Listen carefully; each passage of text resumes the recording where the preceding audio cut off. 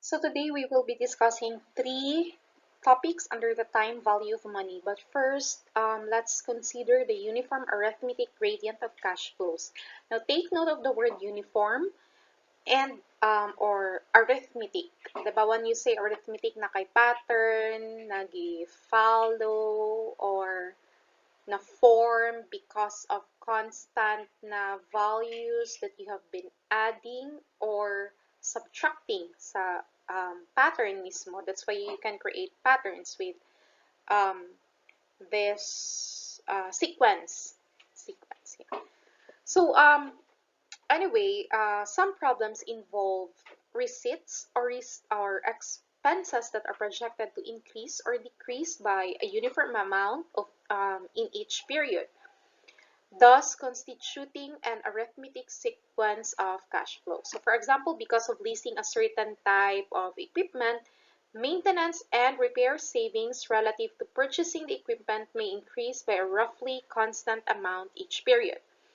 So this situation, kay naman kay constant amount each period, either i-dugang nimo or ibawas nimo, this can be modeled as a uniform gradient of cash flow.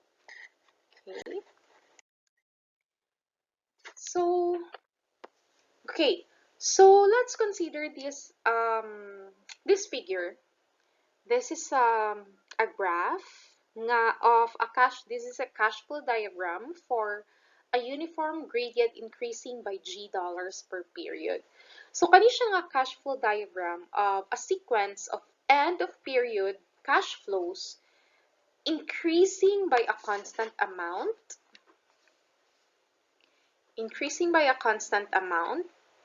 Let's say that would be G in each period. For example, na kay period nga 0, 1, 2, 3, 4, 5, 4, and minus 2, 1, and n. So, na kay increasing amount, constant amount na G. So, ang G na to here, G is the known uniform gradient amount. So, ang timing of cash flow in which the derived formula and table values are actually na siya accompanied na table ani. Pero anyway, makita man gyapon siya diri sa reflected man gyapon sa cash flow diagram. So, ang equivalent ani niya nga table, pero actually, the table was the basis first before ta makahimo aning diagram. Anyway, so let's take this 1, 2, 3, 4, then okay, n minus 1, then n. So, maunang naa kay cash flow nga butang nato sa G. Ang first nimo is kana siya, and then the n minus 2 G and n minus 1 G. So, the first uniform cash flow, G, occurs at the end of period 2 na siya. Okay, sa period 2. Okay, now, let's consider the cases. So, just like our previous topic, na siya yung mga cases. First case is about finding P when given G. Okay, so naka-equivalent na present equivalent na P. This is your present equivalent na sa imong arithmetic sequence of cash flows nga makita nato sa 4-13 katong previous nga cash flow diagram. Anyway, I'll just be writing here na lang ang arithmetic sequence for your reference in case ma-curious mo kung giun sa pag-derive ni ng mga equation. So,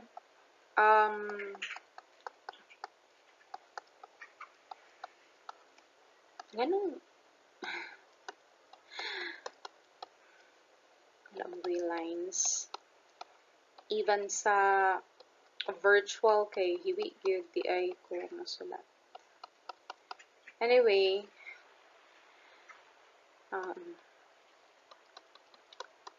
I apologize for my penmanship.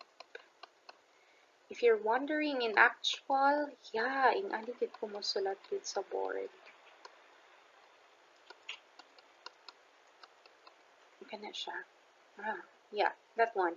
So, if we add the dummy term G of 0 to represent the missing cash flow at time 1, we can rewrite the above equation as kung ato to idugang ang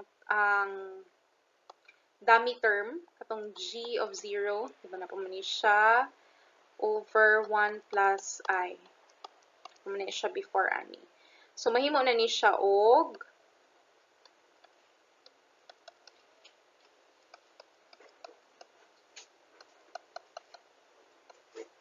sorry, this is 1 plus I and kana siya. Muna siya. Okay. And recognizing this equation here as the summation naman ta, no, of geometric sequence, we can make the appropriate substitutions as we did in the development sa previous na mga equation. After, you know, mga algebraic manipulations na atay, from that, ma-derive nato ni ang kanisya nga equation here. So, yeah, kana siya. And then, kani siya, mo ni siya ang gradient. What's happening? Gradient to present equivalent conversion factor. Ano siya? Ang kanang nasa braces. So, it can also be expressed as, pwede nini mo siya i-express as 1 over I, P over A, I, nanapod tayo functional symbol. Okay. I percent N. So, numerical values for this factor are, of course, let's refer na lang to Appendix C. Ang katong mga numerical values na factor niya. Just like we did atong nag-reference ta o katong mga interest na given ang interest ang mga tao na lang dayon to nimo ang iyang mga values. So, we can do that for here. So, for wide, we use Appendix C for a wide assortment of I and N values. And then, mauna ni siya ang notational symbol niya. So, this is the equivalent notational symbol. So, originally, I just reflected this one here. Kani siya nga equation and this one because muna siya ang importante so that we will not complicate things. Okay? Now, another case is finding A when given G. Okay? Is this correct? Yes. So, based sa katong previous slide na equation na nakuha nato, dili ito ang functional symbol. Makahimo ta og expression sa A through this one. So, first kani, and then this one here. Kailangan pa ba na ko siya explain? Sige, kani siya, ang nasa bracket is called the gradient to uniform series conversion factor. Muna siya ang kani siya. Muna siya na factor. Ang tawagan na niya is gradient to uniform series conversion factor. Again, the numerical values for this factor are given on the right-hand side of Appendix C. Yes, I will be again attaching or posting the Appendix C para in reference ani nga kuan para dili na magbalik-balik na lang po. So yeah, i-attach na ko siya. So again, na ay mga range of values ang I and N, and we shall use the functional symbol. Kanay sa mga dog. Yeah. Sorry for the noise. So, where were we? Okay. So, muna ni siya na case, ang finding A when given G. Okay? Now, okay. Case 3 is finding F when given G. So, okay. F is the future equivalent, diba? And in this case, since gadil tag mga arithmetic series, so ingnon na lang nato siya na siya ang future equivalent F of an arithmetic series using katong equation, katong pinaka-first equation that we discussed, makuha ni nato siya, ma-derive ni siya. Now,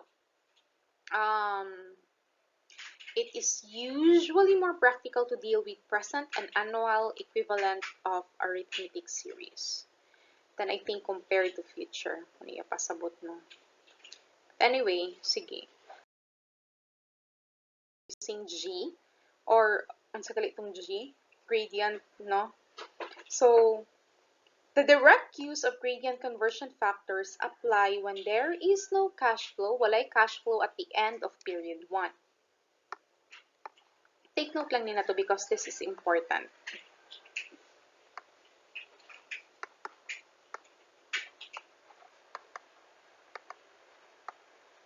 So, there may be an amount A, pwede na yung amount nga A, at the end of period 1, but lahi siya pag-deal.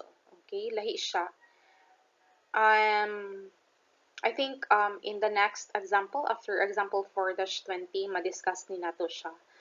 Ang major advantage of using gradient conversion factors is realized when n becomes large. Pagdako na ang periods nimo.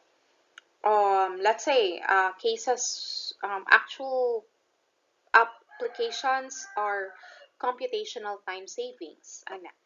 So, okay, let's go through this example for the 20. This is using the gradient conversion factor to find B and A.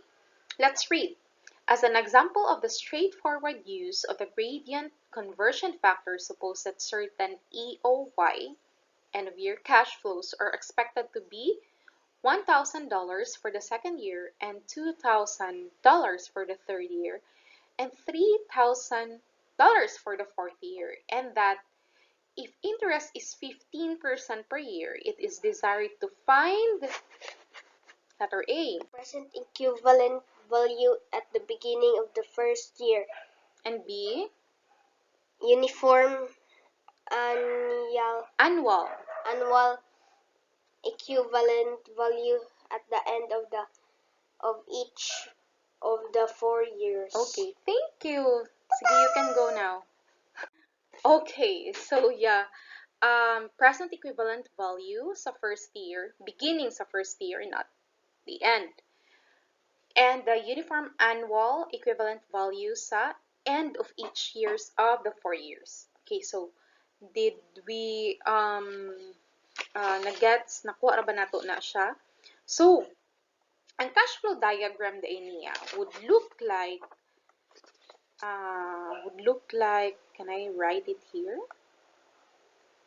Ano na lang, no? So, 0, 1, 2, 3, and 4. Now, ingon siya diri na ako'y 1,000 for the second year. So, maghimo tag 1,000 for the second year. And then, how about the third year? Pila siya? Na akay 2K. Ang fourth year nato is 3K. Okay. So, butang nato EOY na siya nga orientation. So, that's very important. Okay, so this schedule of cash flow fits the model of the arithmetic gradients with a formula with G equal to 1,000 and N equal to 4. Okay, 1, 2, 3, 1,000, 2, 1,000, and 3,000. So there is no cash flow at the end of the first period. So how do you compute for the present equivalent value? So kani siya, okay? And then the $1,000 times 3.79. So where did we get the 3.79? Where do you think? Comment it down on the video, on the yeah, on the post kung asa gikuha ang 3.79.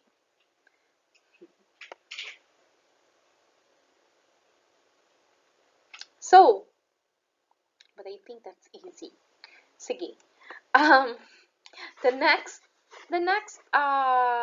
problem na pangitaon is the annual equivalent can be calculated from equation equation 4-26 is discussed a while ago, but actually kailangan lang nimo pangitaon kung unsa to ang mo fit sa iya na like annual equivalent value and of so na kay 4 years kana siya 4 years and ingon na niya ang percent, so 1,000 times 1.3263.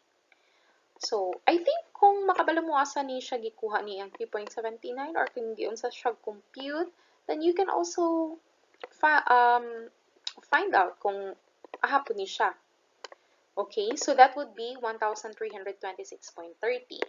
Of course, once ingon diri, once PNOL or PO is known, the value of A can be calculated as napang kay 790, no?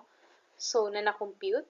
So ma-compute na nimo ang value sa A, which is 3,700 times 0.3503 nga factor.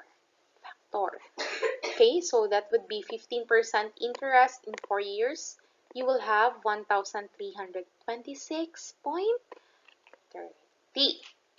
Okay, next.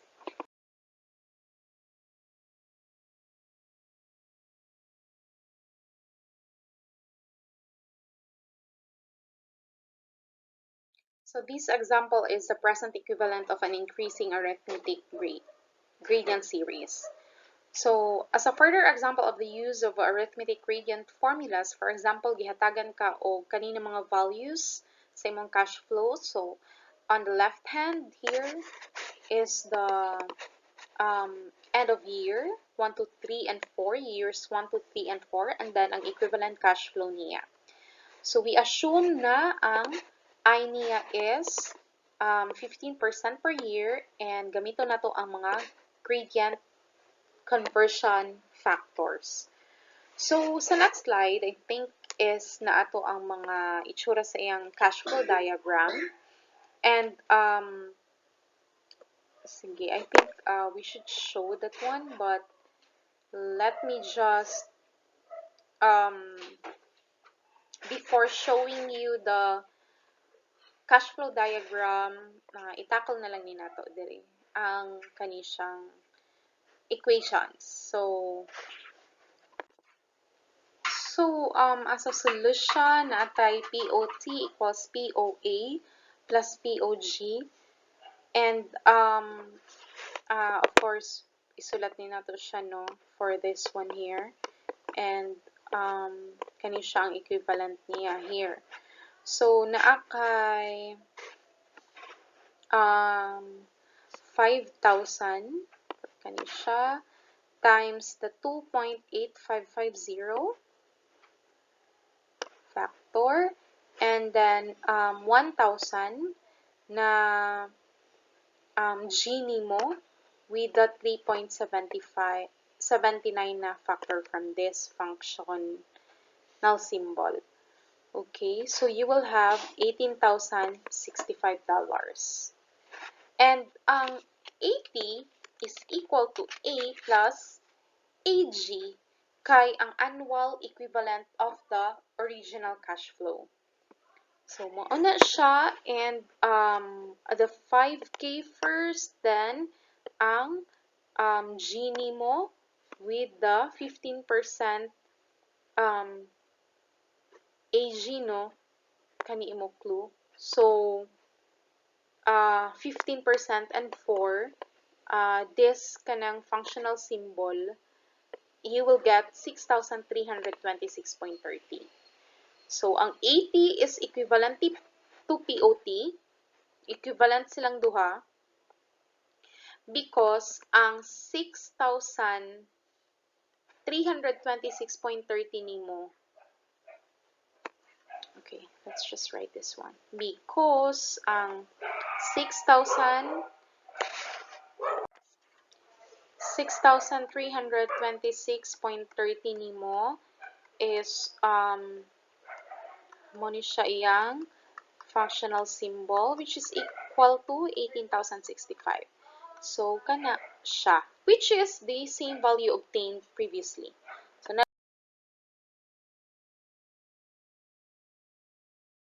ang nawong sa iyang breakdown of cash flow for this example is represented ani na mga figure. Okay? So, pwede na ninyo siya isa-isahon o tanaw just for checking. Okay? Represented by kani siya ang T, A, and then the G. Ang breakdown of cash flows niya. Now, let's move to geometric sequences of cash flows. So, naay mga economic equivalence problems na ga-involve o projected cash flow patterns nga ga-change that are changing at an average rate of F bar. So, butang na ito nga F. Okay, mo na siya ang average rate. Each period, ga-change siya. This is represented by F bar or F. So, a fixed amount of a commodity that inflates in price at a constant rate each year is a typical situation that can be modeled with a geometric sequence of cash flows. Okay? Kung naa kay commodity daw na fixed amount na siya, but and then ga-inflate ang iyang price sa constant rate each year, mao na siya ang application na pwede nato magamit ang geometric sequence of cash flow.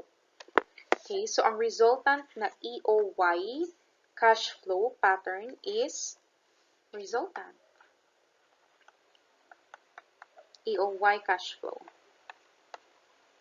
pattern is referred to as the geometric gradient series. Okay, so here, this is mo ni siya ang general appearance sa kupasabot nga ang resultant AOY sa cash flow pattern, and ang initial cash flow in this series is the A1. This one here, muna siya ang initial cash flow of the series. Ga-occur na siya at the end of period 1. So, end of period manino na orientation. So, ga-occur siya sa end of period 1. And that ang AK dayon niya is,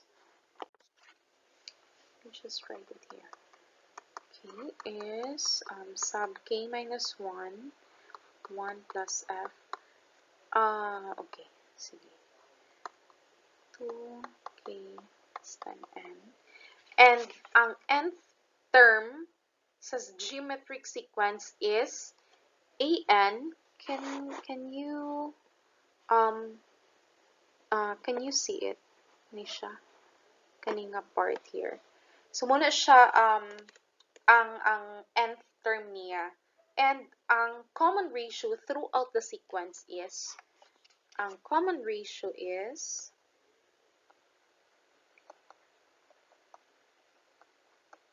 AK, ano siya ang ratio all throughout the sequence. Kana. So, ang F can be positive or negative. Okay, so, and ang each term in this figure could be discounted, pwede siya compounded at interest rate nga I. At interest rate na I. Para maka-obtain ka og value nga P or F, respectively. I think this one here is ang present equivalent of the geometric gradient from this diagram here. So, naa siya, of course,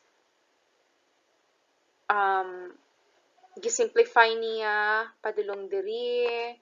So, first is the functional symbol, and then, so in the last part here, nikalit og to nga si x, no? Nikalit og to nga si x.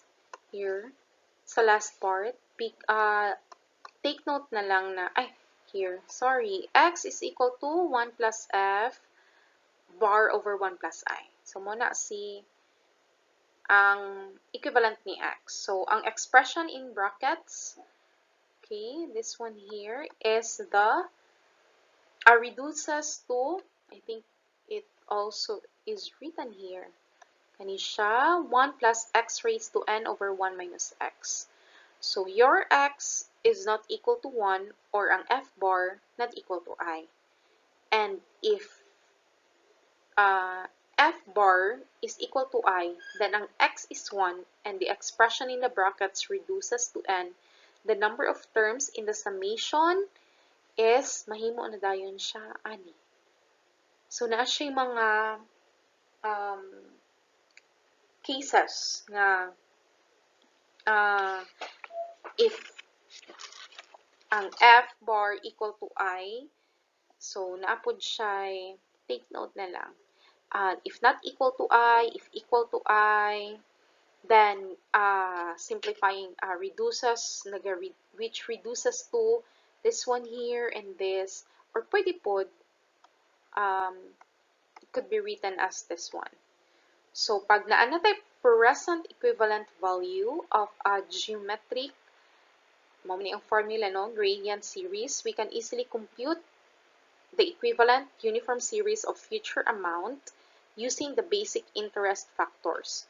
So, unsa to ng mga basic interest factors na akay kadtong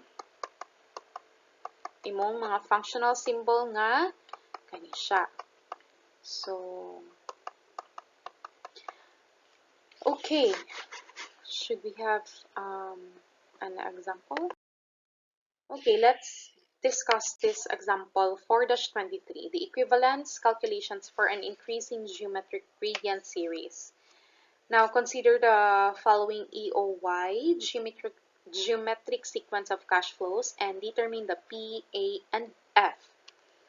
P, A, and F equivalent values. The rate of increase is 20% per year after the first year, and the interest rate is 25% per year. Okay. Okay. So again, kung i-represent na to siya sa cash flow diagram, kung i-graph na to siya,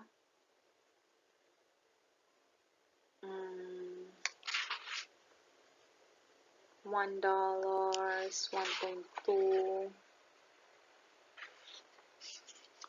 1.2 nga factor raised to 1, 1.2 raised to 2, nga naman eh, because of this one, and cube. So, increasing siya from end of after the first year. So, mo nang after the first year. So, increasing siya. And then, i-compute na to ang P on sa may how do we unsay kuan ani niya ang 1,000 kani siya nga formula 1 minus P of F 25% for 4 years and ang F of over P niya nga 20% for 4 years. So 0.25 minus 0.20. Okay? So gibalik ra din ako siya diri. Here. And then simplifying na kay 1,000 pag i-factor out na nimo and i-factor out nimo siya na kay 1 minus na kay 0.4096 and 2.0736. So 0.05 is from here. And then $20. Okay, multiplying that 1.15 factor ani divided by the any $20 3. If you have the P na makompute na nimo ang A, which is of course ang P nimo na given, you will use that one. A over P nimo 25% and this factor is multiplied to this, so na kay 1.275 something. And then since nakuha na nimo no, also compute for F using the P nimo. And this factor is multiplied to this factor, so na kay 7,355.94. So mani ang imong P, A, and F equivalent values. Okay. 4-25. I think this is 25. Suppose that the geometric gradient, an example for the this is 24. Yes, this is correct. This is 24. For the 23, the previous example that we have discussed, with $1,000 at EOY1 and decreases by, nag-increase man to ganina, no? Ga-decrease ni siya by 20% per year after the first year. Okay, game. Pangitaon na to ang PAF, P, A, and F under this condition. Sige, naman tayo decrease every after year 1. Okay. So, of course, ang decrease nato, no, ang value sa F bar nato is negative 20%. And ang mga quantities are as follows. So, na kay 1,000 nga starting. And then, kani siya, P of F, 25%. It's the same with, sa example 4-23 with 4 years nga kuan. Projection, and ang F of P nimo over P with negative 20%. And 4. Okay. So, naakay kani divide lang gihapon ni siya. Gigawas lang niya diri. 1 minus ang factor ani and ang factor ani. So, you will have 1, this one. Simplifying, computing the value of P is 1.849.38. Just like what we did sa previous example, if we have the P, replace it, put it here para makakompute ka sa A and sa F. Okay. Yeah. Next is, really, are we going to a retirement savings plan? Okay. On your 23rd birthday, you decide to invest 4,500. That's 10% of your annual salary. Let's say that you're working in a mutual fund earning 7% per year. 4,500 and 10% as month. Okay. You will continue to make annual deposits yearly, equal to 10% of your annual salary until you retire at age 62. So that would be 40 years after you started your job. You expect your salary to increase by an average of 4% each year during this time. Okay, so nag-expect na kada. Importante dili gid mag-expect. How much money will you have accumulated in your mutual fund when you retire? That's a good example. Na ay increasing na average of 4% each year, then 62 ka nga age mo retire, which is equivalent to 40 years, no? Na first ka invest of 4,500. And then, ang mutual fund earning is 7% per year. Annual deposits equal to 10%. Okay, how much money will you have accumulated? Okay. So, pila ang money nga imo makuha when you retire. So, when you say pila ang money, meaning ang future equivalent sa money. Now, 4,500 is the imong first nga gi-invest. And then you will have this one, 7%, because that is the mutual fund earning per year in 40 years, and 4%, this is the increase sa imong sweldo na imong expect sa next na mga years. Okay? So, simplifying that one na akay, $101,894. So, sa future na dayon, na naman tayo P. Okay? Sa future, pagka 62 nimo, na nakay, sa pagka 62 nimo, na nakay, syempre, ang P, nandito na to siya ang value niya. And then, 7%, no? Gihapon, ang per year, and then 40 years. So, simplifying na kay 1,525,812. Wow! So, ang savings plan na imong buhaton, kung nga naman lang, mamihimo na kag millionaire. So, ang moral daw ani nga example is start saving early. Start saving early, guys. Pero, like ako, pila naman ko katuig na trabaho. 5 years ko sa research, 2 years na ko sa academe. Dikit ko makaingon na ako na save.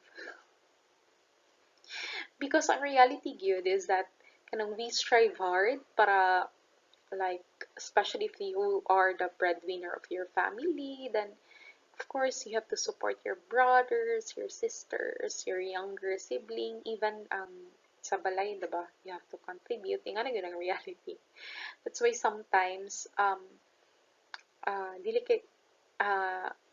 yun ta makasave. But then, it is important yun na to set aside some money for yourself and for future na kanang emergency nga mga emergency fund. Kay, if wala pag yun kay mas-save,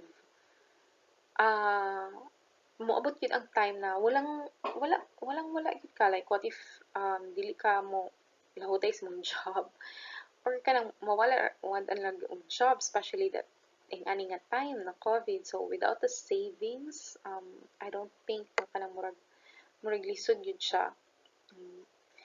And start saving early. Pero, ang reality is that when we kanang young pa and then nagka-job, diba? Murag we work so hard so that we can buy the things that we wanted. Nagmurag dream na to. But then, siguro as you grow older, you will realize, pag mature ka, you will just kanang, murag, natural lang siya that you will realize the things kung sige ka na murag importanteng pampaliton, such as, or aha ka mo invest na importante. Such as insurance is very, life insurance, health insurance, importante siya. Wala lang. Realization, katigulang na. Of course, educational insurance sa mga bata, but I haven't done that one. Kuan lang ko, life insurance, health insurance, for now. Okay, so, Next is the last topic that we will be discussing for this lecture is the interest rates that vary with time. So, naay mga student loans under the U.S. government that let students borrow money up to a certain amount each year based on their year in school and financial need. I think we have this one. Do we have this one? I think I just read na wala tayong ani because we have scholarships, no? Pero I thought I read this one sa DOST nga ko nga nagkapaborrow sila. Or I'm wrong. But scholarships are better than loans. So, Stafford loans, ang Stafford is popular na US government program na sa students na makaborrow silang loan. Money siya ang common type of educational loan, and they have a floating interest rate that readjusts every year but cannot exceed 8.25% per year. Okay. So when the interest rate on a loan can vary with time, it is necessary to take this account when determining the future equivalent value of the loan. It's true. Kaya basi no, surprise ka ni sa future equivalent value of the loan kay a floating interest rate and readjusts every year. So like dili siya definite nga kanang namuin kag 7% o mo na gina siya all throughout sa imong bayaran nimo ang i-repay nimo ang loan. Ingon diri readjust every year. But it cannot exceed 8.25%. So naaray murag ceiling or limit on how much ang program pwede nila i-increase or decrease ang interest rate. Okay. I think siguro this is for the US government nung kuan. In our case, I'm not familiar with the kanang ing-ani nga setup. But then we have this kanang the scholarship, the DOST scholarship, which or I think NAPWICHED, which funds the students. For example, let's say nasa like atong mga I think some of you are kanang mga beneficiary of these two nga pwede pud like pag naay time na mag-thesis na mo, so you will have thesis allowance, book allowance, and then dili murag ang interest niya is ang payment sa inyong scholarship is kanang murag singilon lang siya after the graduation because you have to render some years of service like sa government or diba murag kanang ingana ang payment. But here sa kaning interest rates that vary with time, this involves mga interest rate nga dili definite ang iyang dili consistent all throughout sa periods, sa end periods sa kung ganun aning bayaran ang loan mag-vary siya. Okay, that's why ang title niya is vary with time. Anyway, I think let's just move to an example so that we will have a better understanding of what this case means. So we have a compounding with changing interest rates. Compounding with changing interest rates. So we have a student here named Ashaya Smith that is a 22-year-old senior who used the Stafford loan program to borrow $4,000 4 years ago when the interest rate was let's write that one, 4.06 4.06%. Ay, sorry, $4,000. Okay. When the interest rate was $5,000 was borrowed 3 years ago at 3.42.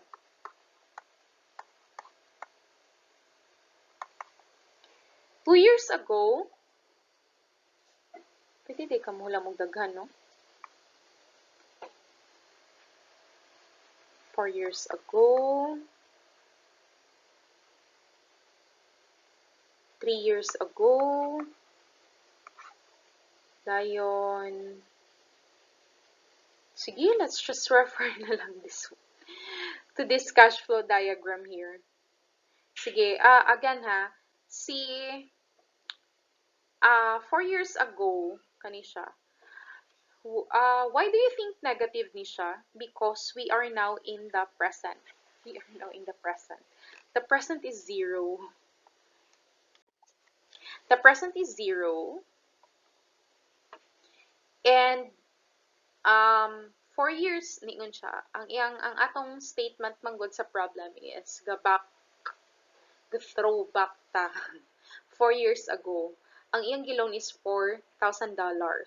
Ang interest is reflected here in the diagram, which is 4.06. Now 3 years ago pod nanghulam na pod siya og 5K. So where was I? Sorry. I got distracted a while ago. Where was I? So here 2 years ago na siya 6K nga gihulam. And last year, meaning from the present time, last year, so butang na to sa 1 year ago, na siya 7,000 nagihulam. Now, she would like to consolidate her debt into a single 20-year loan. So, gusto niya bayaran tanan ng iyang loan, iyang utang, in 20 years na payable. So, single 20-year loan, mao ni siya diri na side with a 5% fixed annual interest rate. Now, if she makes an annual payment starting in 1 year to repay her total debt, what is the amount of each payment? If she makes an annual payment, if Ashaya makes annual payment starting in 1 year to repay her total, what is the amount of each payment? Okay. Sorry. Okay. Ang A ato gipangita, no? Yeah, ang A. So, sa isahon na to si 3, 2, 1, 0. Ano siya? So, before na to makuha ang annual, kaning gipangita niya nga annual repayment amount, kailangan na to pangitaon ang time 0 equivalent value sa 4 ka-loans. Okay? So, pwede na to ni siya ma-solve by our previous compounding the amount owed at the beginning of each year by the interest rate that applies to each. Lain-lain mo gud siyang interest rate, no? So, lain-lain gud yun ang imong computation pod. And repeating this process over the 4 years to obtain the total current equivalent value. That's correct. So, ang first niya is 4,000 and 4.06 and mo na siya 1. Kailangan man siya og interest, so i-take mo as 1 period na siya. Okay. And then next is from this, ano na siya,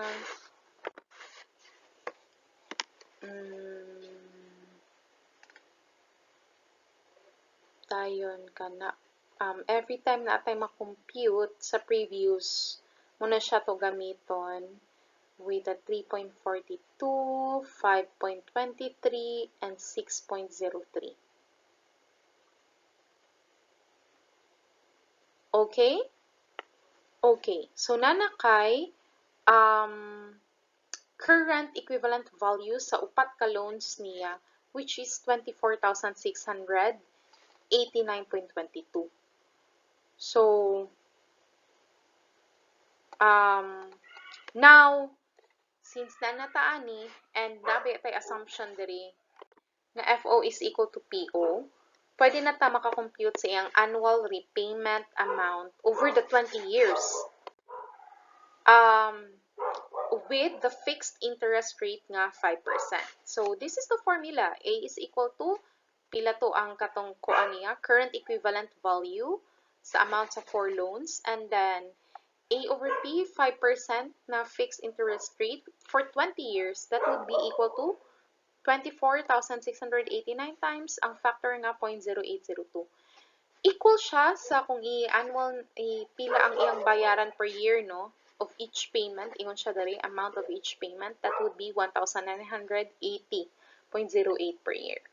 So, in general, ang iyang gihulam is 4 plus 5 plus 6 plus 7. Oo. So, $22,000 na siya tanan. And then, ang total nga 17,601.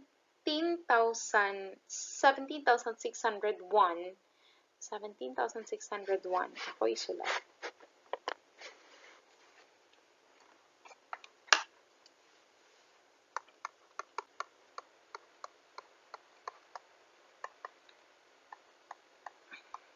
Mamani iyang, sorry, 1,980.08. Yes, minus 20,000. Nga interest. Yeah. Okay. Is repaid over the entire 20-year loan period. So the interest amount is close to the amount of principal originally borrowed. Yeah. 22K o 24,000. Okay, gamay ra di siya interest, no? Okay, gamay ra siya interest. So borrow as little, the moral of this example, I like the fact na each example has its moral, moral sa example that you can learn. So borrow as little as possible and repay as quickly as possible to reduce interest expense. Correct kay murag sa ato pa term pat yun magud nimo daan ang interest. Kay kalaban nimo ang time. Muna ang ato topic is time value of money. Kay naay value ang money. Naay time value ang money. Kalaban mo gud nimo ang time. So, I agree with this. Borrow as little as possible and repay as quickly as possible to reduce interest expense. Okay, so so that's the end of our lecture for today. Tonight, it's already 10 p.m. Okay, so see you on our next lecture video.